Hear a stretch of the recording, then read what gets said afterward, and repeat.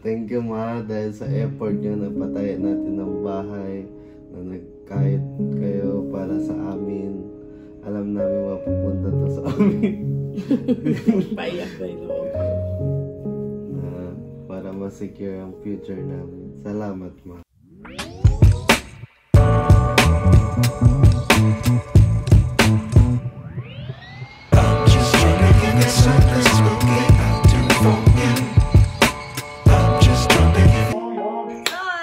Guys, welcome and welcome back to my channel for today's video. So ayun, sa lahat na nakakaalam, alis na nga po si Mama. So babalik na naman po siya sa Abu Dhabi. At bago siya bumalik, syempre gusto namin gumawa ng short video message sa lahat ng mga taong tumulong, may patayo ang bahay na ito, kung asan kami ngayon. At ngayon, sasabihin na ni Mama at namin anong mga gusto namin ipahiwatig sa aming pakiramdam sa pagtira dito sa maliit naming tahanan. Okay po guys, ito po ngayon, kami lang talaga ang nakatira sa bahay na ito, pero sa awa ng Diyos, marami naman kaming pamilya nakapaligid sa amin, at ito ang entrance ng aming munting bahay. Tapos ito ang entrance sa aming bahay, ito ang anak kong panganay, si Angelo, ito naman ang bunso, si Crisel. Kami magkasama, ako nagtatrabaho sa ibang bansa, at ito ang napundar ko. Tara, pasok tayo.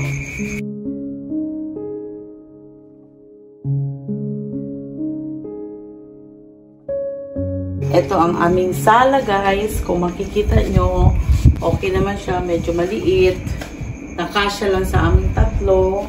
Ito, dito, ang aming dining. Ang aming temporary TV.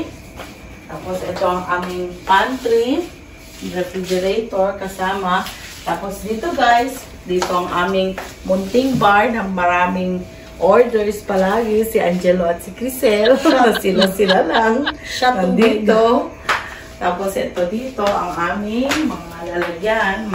Masyadong makalat lang ngayon dahil despedida. Alam niyo anong tawag dyan? Dirty kitchen. Kasi despedida ko guys, so marami kanina lang kainan kami ng mga kapatid ko. Tapos ito dito may isang bathroom tayo guys, kung mapansin nyo. Ito hanggang noon. Yan po guys. Yan ang shower namin. Shower, yan. Tapos, tara guys, doon tayo papunta sa second floor. Sa awa ng Diyos guys, napundar ko talaga ito.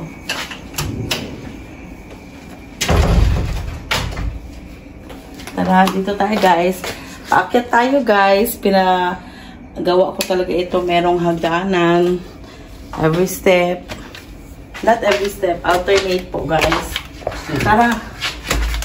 Dito tayo guys. Dito naman sa second floor, ganun din, makalat dahil maraming bisita ang dumalo habang nandito ako. Ito yung toilet namin. Dito, second toilet namin to. Kung makikita nyo guys, second toilet namin. Dito, medyo maliit lang, exclusive lang dito sa amin. Tapos, ito ang first room na room ko. Ganun na naman, guys. Makalat pa rin. Dahil, ito, nag-e-empake. Paalis na nga. Tapos, ito yung ginawa ng mga anak ko.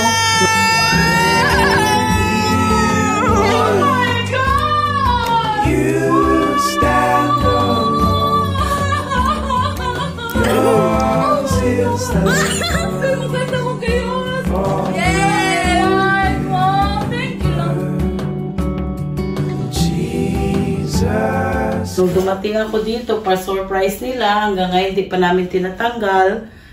Tatanggalin na lang ito pag alis ko. Ito yung kwarto ko dito.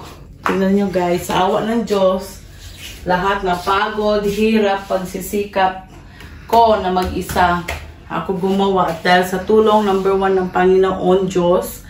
At syempre sa mga kaibigan ko na tumulong. Special mention kay Mr. Amr Al-Habibi.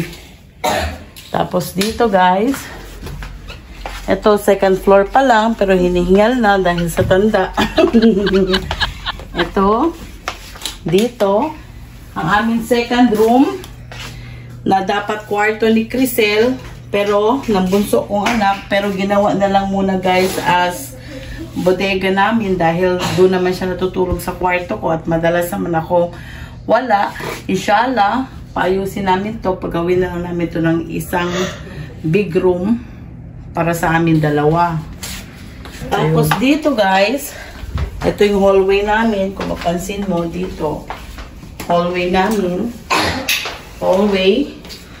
Tapos dito guys, ang third room namin na kwarto ng aking panganay na anak. Ayan.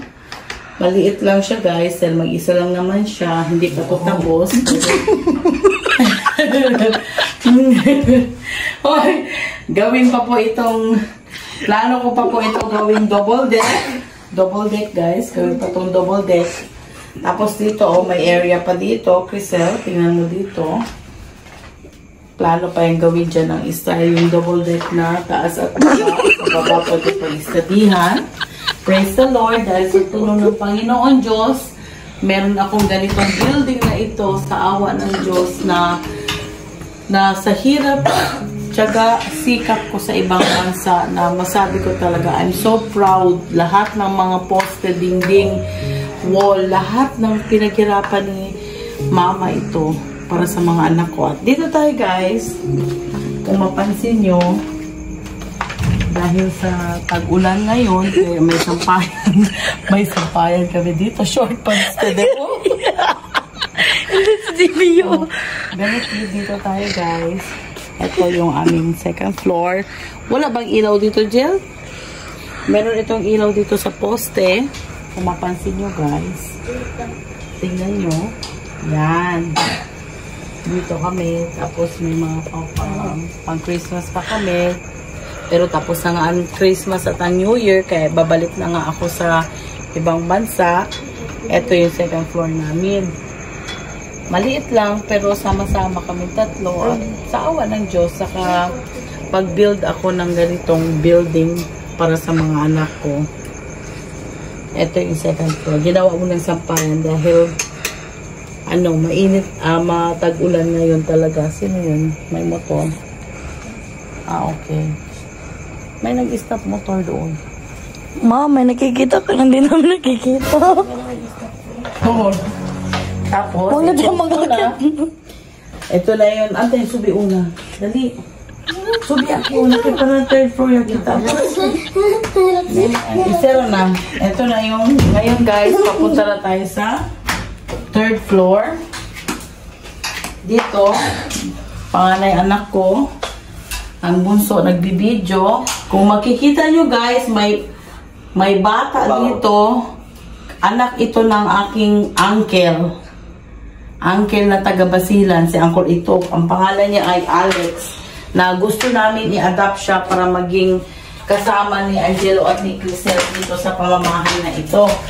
Para tayo guys, dito tayo sa third floor. Ito yung aking Oy, Jesus my Lord. Oy, Jesus my Lord. Ladikin kami si Panty na niyo. Ito yung hanggang ngayon, Ojel. Tapusin nyo na to. Ito yun. Tapos dito, nung nandito yung mga bata, mga apo ko, ginawa nila tong swimming pool na naiwan na dito, nabasa sa ulan. Ano yung, bakit yung ganun? Mukhang efficient na yan. May butas yun, no?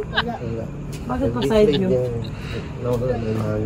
Okay. Pwede naman po isa na hugasan pa ito ni Angelo, Crisel at ni Leklek.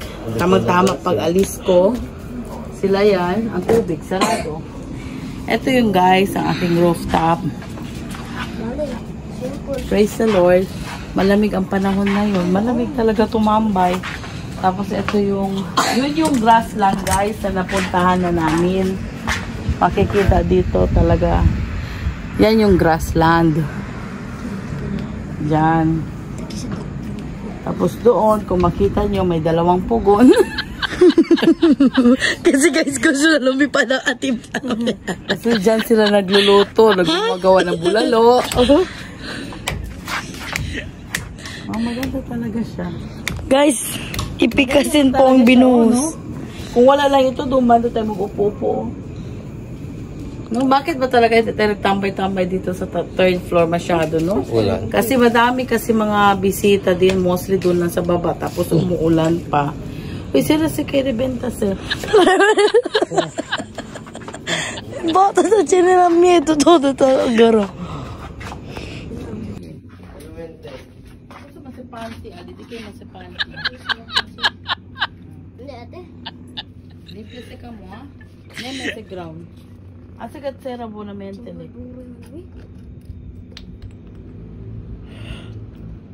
Ang saksakan ba yun dyan, no? Saksakanan. Asa straight L1. Kay sinuay kasi sila straight sera. Yeah, okay. Todo, apretaw yan. Sige. Okay. Oh. Ano yan? ¿Por qué tú estás? Kayo. Cosa kayo, hace tu razón. No.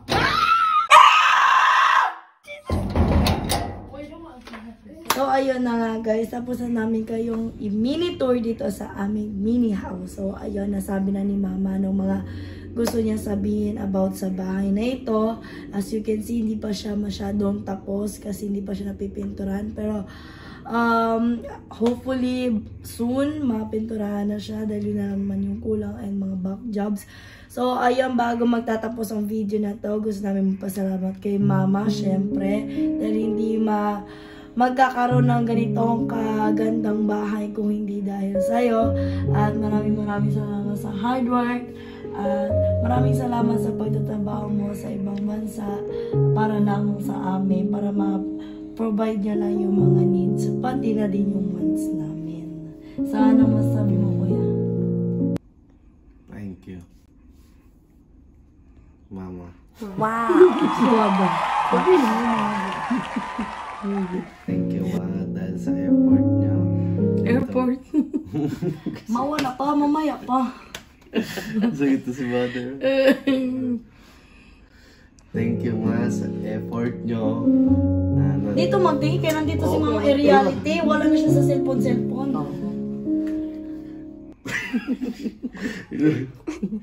So, thank you, Ma, dahil sa effort niyo napatayan natin ng bahay na nagkayod kayo para sa amin. Alam namin mapupunta to sa amin. Bayak tayo. Para ma-secure ang future namin. Salamat, Ma. Alhamdulillah. Thank you, Lord. Syuhada. Alhamdulillah. Syuhada talaga. Napatayuan ko sila na kahit sabihin na natin maliit man ito, pero amin na po talaga itong bahay na ito. Although sabihin natin hindi man masyadong maganda, pero makatulog, makakain, makapag-party sila dito sa pamamahay na ito. At salamat sa Panginoong Diyos talaga na laging sumusubaybay, pinupush ako magtrabaho. Kahit papaano man hindi makalakihan ang sweldo ko, pero meron talagang tumutulong sa akin kahit papaano. Salamat sa mga tumulong doon sa abroad na naawa at alam ang sitwasyon ko. Without sa inyo, hindi rin namin mabuild dito nang ako lang mag-isa. At kahit wala man tatay ang mga anak ko, pero sa awa ng Diyos, marami naman tumatayong as tatay para sa kanila. Punong-puno sila ng pagmamahal, aruga, at lahat ng pangangailangan nila na nabibigay naman nila.